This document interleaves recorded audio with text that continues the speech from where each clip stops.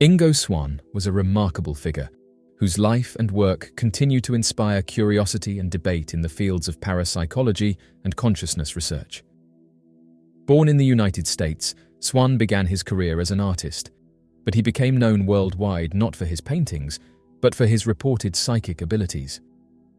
Throughout the 1970s and beyond, he played a leading role in scientific investigations into extrasensory perception, psychokinesis, the ability to influence objects with the mind, and most notably, remote viewing, the practice of mentally observing distant or unseen targets. His most famous experiment, remote viewing Jupiter in 1973, would go on to become one of the most cited cases in the debate about the potential of human consciousness to transcend physical limits. In the early 1970s, the United States government quietly began investigating the possibilities of extrasensory perception and remote viewing through its intelligence community. Motivated by reports that the Soviet Union was spending vast sums researching similar psychic capabilities, the Central Intelligence Agency funded various projects in the hope of understanding or developing techniques that could serve as a strategic advantage. One of these programs, known as the Stargate Project, was operated in collaboration with the Stanford Research Institute.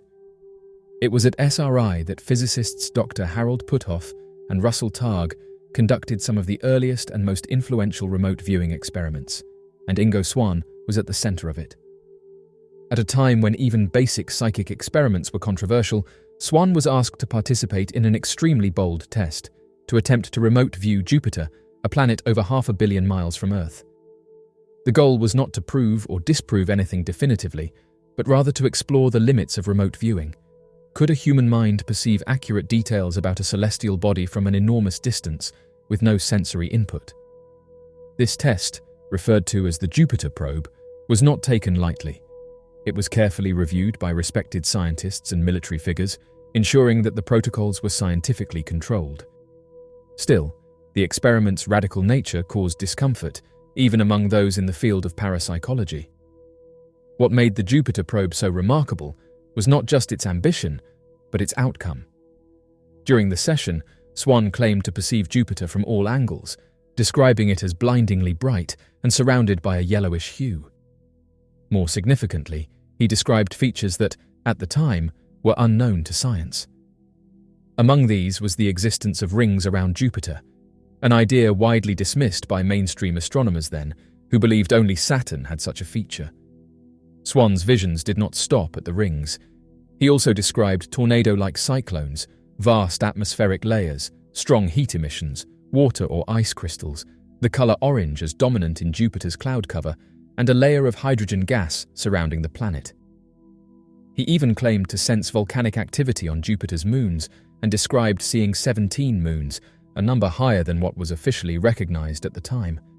In 1979, 6 years after Swann's remote viewing session, NASA's Voyager space probe flew past Jupiter and returned images confirming the existence of a faint ring system.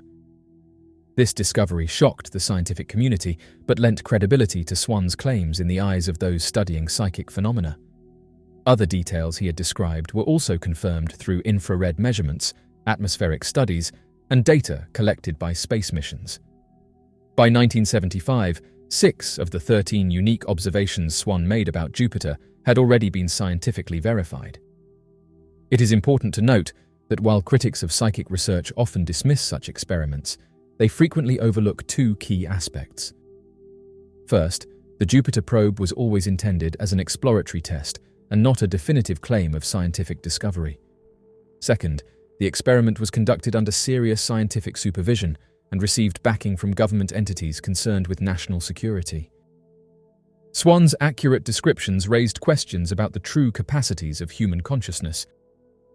His abilities caught the attention of many within the intelligence community, leading to further covert interest in his work.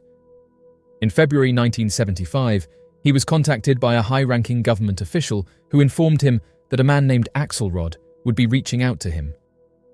This marked the beginning of another mysterious chapter in Swann's career. Axelrod, a pseudonym used to maintain secrecy, eventually met with Swann in a highly clandestine manner. Swann was blindfolded and flown by helicopter to what he later described as a secret underground facility.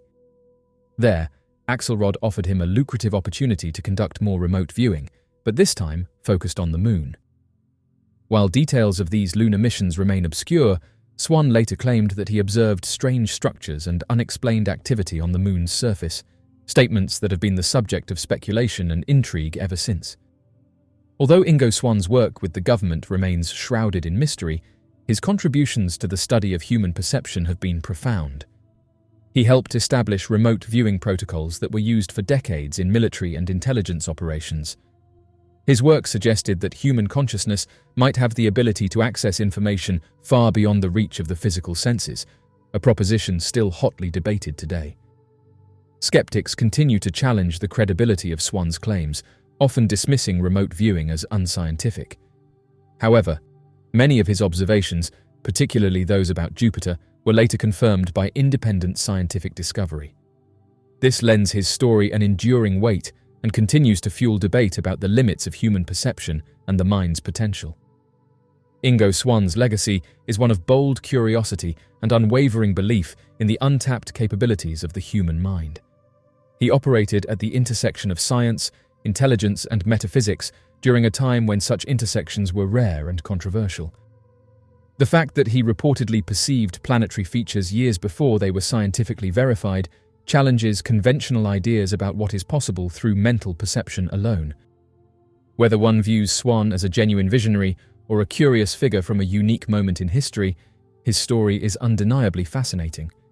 His work continues to be studied by researchers of consciousness and alternative science, and his influence is still felt in discussions about psychic research, government experimentation, and the boundaries of human knowledge. By seeing Jupiter's rings before any telescope or space probe did, Ingo Swann forced a reconsideration of what human perception might be capable of. His story reminds us that science often advances by exploring what seems impossible, and that sometimes the truth may lie not just in the stars, but within the untapped corners of the mind. Swann's interest in psychic phenomena began early in life. As a child, he had unusual experiences that hinted at abilities beyond ordinary perception. These early encounters with the unknown later guided him toward a path that merged artistic creativity with scientific exploration. In July 1971, an important moment occurred at a party where guests were participating in a unique experiment, attempting to photograph psychic activity in a completely dark room.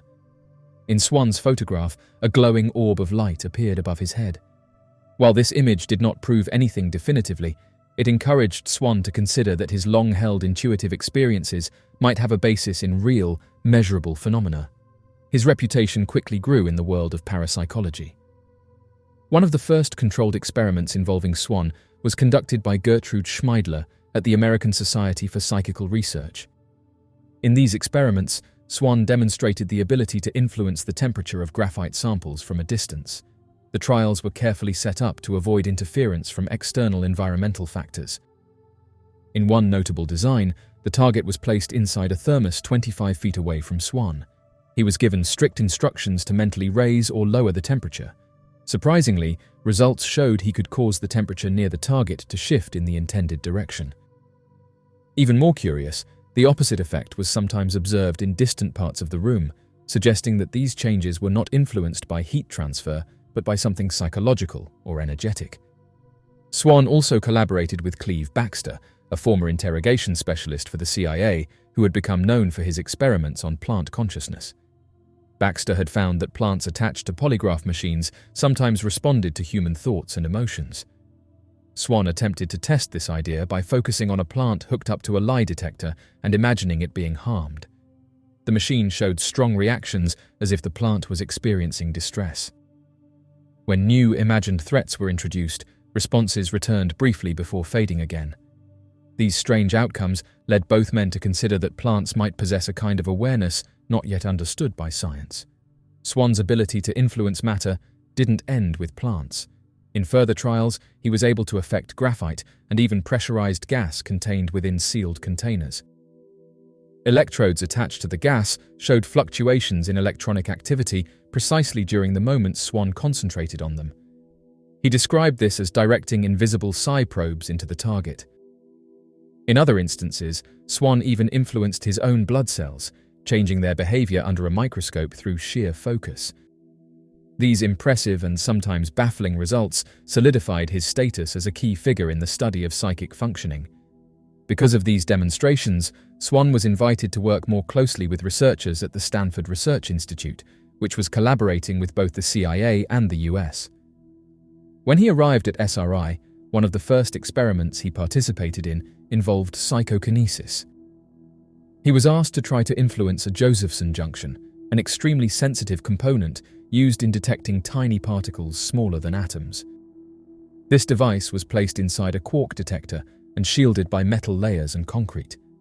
Despite the intense shielding, Swann managed to produce disturbances in the device's readings during moments of focused intention. In one dramatic instance, the output of the machine dropped to 0 for 45 seconds, something that could not be explained by any mechanical or environmental interference. The only plausible non-paranormal explanation would have been cheating, but the experiment was tightly controlled, and such interference was ruled out. Ingo Swann was also tested for out-of-body experiences. At the American Society for Psychical Research, he underwent experiments where he lay down, connected to an EEG machine, and attempted to perceive objects hidden from view. The most successful trials were those where he simply described his thoughts and impressions without trying to be exact. During these sessions, his brain exhibited high levels of alpha wave activity, which has been observed in other individuals during similar experiments involving ESP. Swann's influence extended into the early digital age through an experiment designed by computer scientist Jacques Vallée.